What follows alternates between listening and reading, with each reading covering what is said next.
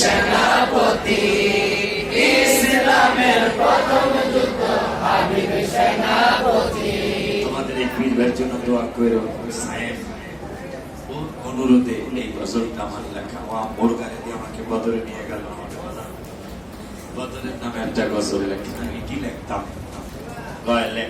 কত গজল লেখে।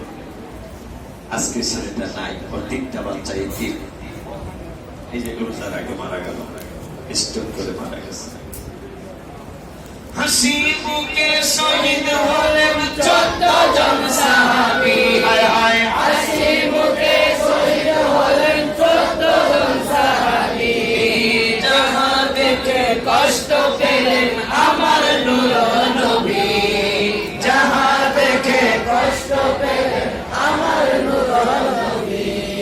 নবী কয় দয়াময়, দয়া দাও কুদরতি, হায় হায় নবী কয় দয়াময়, দয়া দাও কুদরতি।